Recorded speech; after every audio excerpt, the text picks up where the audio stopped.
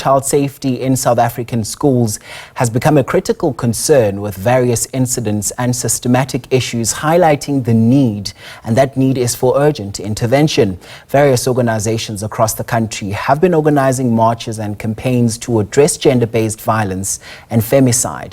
Now, these efforts have been crucial in raising awareness, demanding attention as well as action from the government, and supporting survivors. For more on this now, let's bring in Lebogang Motau, who's the founder and CEO of the Free World Initiative. Thank you so much for your time, Ms. Motau. So many campaigns and projects have been drawn to the attention of child safety in schools, as well as the various spheres as well. Judging by what we are seeing, this is clearly not enough. Are we seeing real measurable impact in terms of the 3 Ps? And by the 3 Ps, I mean prevention, protection, and prosecutions? Good morning, and thank you so much for having us. I think in terms of the numbers of victims, child victims, it keeps going up every year. That shows that we do have a real problem. And when we talk about your preventions, your protection and prosecution, we've only got a 4% conviction rate in terms of child rape, where it is sitting at 48 people who are raping, 48 children who are raping, remembering the fact that not everyone is reporting. So in terms of our conviction rates, they are so low that it's also leading to the decline in reporting of cases, because if your perpetrator is in your space, if it is your teacher, your parents, your family members, or even the people at the churches that we are supposed to rely on, we are supposed to be safe around, it makes it that much more difficult for a child especially to report. So no, not enough is being done. And in terms of your prevention, where are our offenders? Where is that register of the offenders, so that we know that the people who are working with our children are safe for our children? What is happening in terms of vetting of people that are meant to be working in spaces that are safe for children? None of that is being done. So even in terms of your prevention, so we are failing across all 3 Ps to try and protect our children and women. And there's also a sense that the justice system is failing survivors. I mean, from delayed trials to poor investigations. How do we remedy this and make the justice system more survivor-centered and effective? Number one, I think we first have to adopt the I believe you. Whenever somebody does come up and report that this has happened to me, first off, let's believe them, because not believing delays it in the first place, and will also remove the fact that we will not be able to get the evidence needed. We are sitting on a backlog of about 140,000 cases backlog. That is also an issue, because also people get wary in terms of, if I've already given my DNA but nothing is happening, this perpetrator is still in the schools or still walking around freely, then what is the point? It gives them an opportunity also to intimidate the victim who has reported. So we do need to up that. We need to make sure that our police stations are victim friendly. Most do not have GBV spaces, or actually more specifically in terms of child friendly victim services that needs to be upped. Funds are needed both in terms of civil society and public services to make sure that there are people who have been trained enough to work with children. There are rules that are friendly for children. There's people who have been trained in terms of our child protection laws and how to go about dealing with cases like this. So money is needed, and as well as training both at the police stations and at the schools, so that teachers are also able to pick up when a child is being abused at school or at home. And other places also need to be monitored to make sure that people are safe for these children. And here's the thing, I get a sense that civil society clearly does the most of the heavy lifting. I mean, from awareness to support services. How do we fine-tune our structures to be more proactive rather than reactive, especially at legislative level? And I also like that you also roped in that it will be a joint effort to see that our children are safe, but also this is something that would also start at home with the parents, wouldn't you say? It definitely starts at home, taking away lo malume or that parent who is unsafe for our children. We need to believe our children instead of protecting perpetrators. That's number one in terms of the home.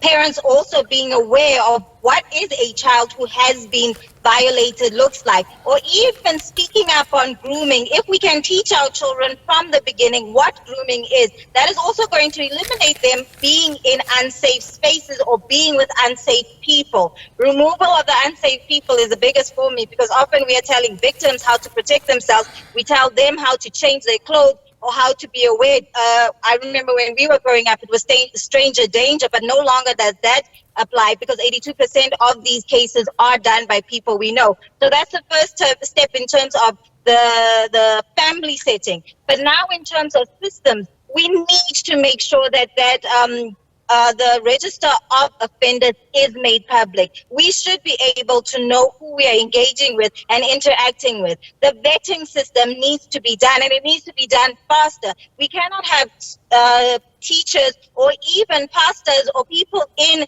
places of power that are perpetrators who are engaging with children. Those are the things that need to be done. But also the funding of the work that we're doing. As you're saying, civil society is doing most of the work, but most of us are not funded, and it makes it that much harder for us to be able to do the work that we want. And also an incorporation within the public service, so that we know that what police stations are we working with and not getting a pushback when we are reporting these cases. And if I can add also, we are in danger as civil society and activists. So how do we make sure that we are safe from the people that we are reporting, because most of them are high profile and have the funds to make sure that their cases go nowhere and also threaten us in a way. So we do need to sit down, all of us, in terms of government, public and private, and see how best do we ensure that our children and women are safe. And this is actually registered as a national disaster, because there's more people dying from GBV and than anything else in this country. And also, Ms. Motau, here's the thing, you know, there are so many dynamics as well at times at play in the lives of the modern day school child, and there's so much that goes on. I mean, there's the advent of social media and the use of cell phones as well. And also, we've seen the rise in child-headed households as well. And some of these children are sometimes even prone to being abused at the school setting.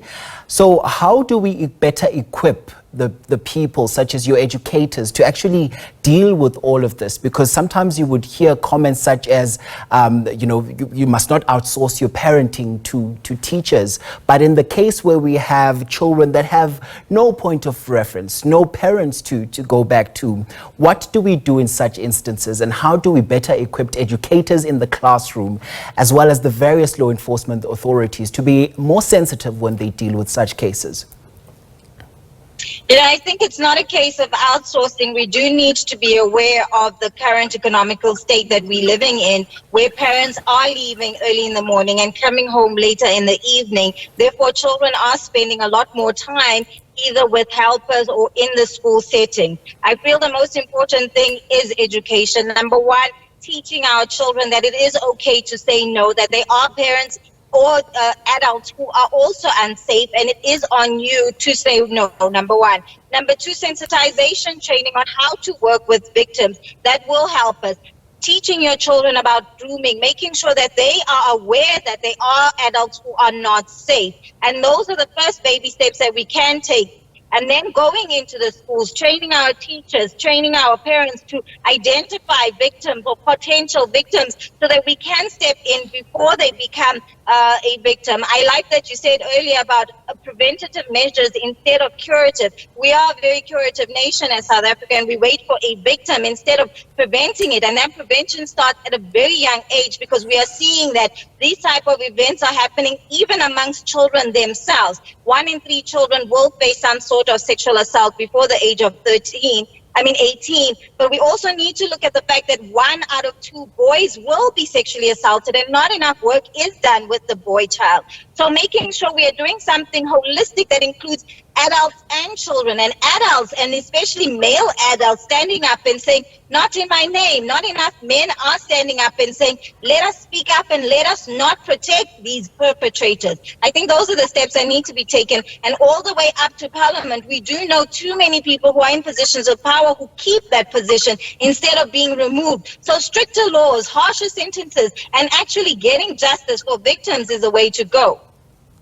And here's the thing, Ms. Motau, the healing process once a child goes through this does not happen overnight. You know, it's a very lengthy process. How do you suggest that, you know, parents as well as support structures to such children navigate such a complex time?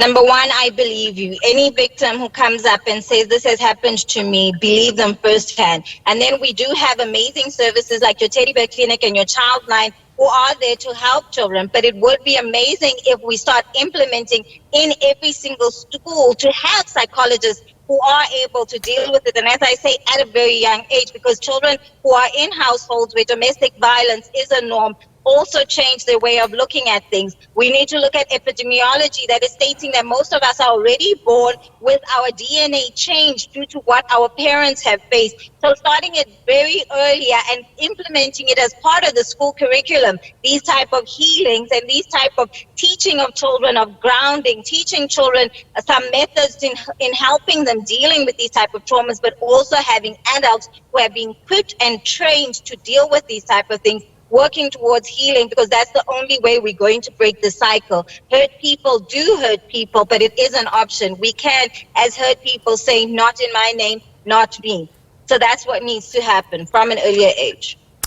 Right. Lebogang Motau is founder and CEO of the Free World Initiative. Thank you so very much indeed for your insights on the program.